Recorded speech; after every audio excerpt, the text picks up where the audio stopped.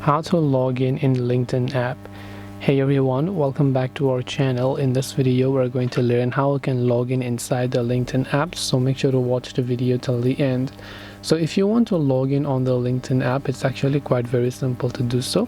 All you have to do is open up the LinkedIn app. Now by default, if you have your account linked with your Google or Facebook, you can directly log in with those. If you don't have an account, you can tap on the join now option.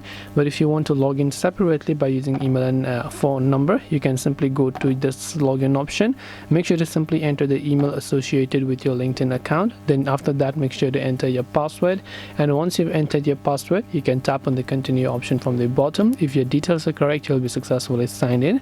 If you don't know what password you've typed in, you can also tap on this I icon right over here to find out your password. If you forgot your password, you can tap on forgot password option to reset it, and this way you'll be able to log in LinkedIn app. Hope this video is very helpful. If you have got any more questions, feel free to also leave them down in the comment section below. Thank you for watching till the very end of this tutorial, and as always, see you soon in the next video.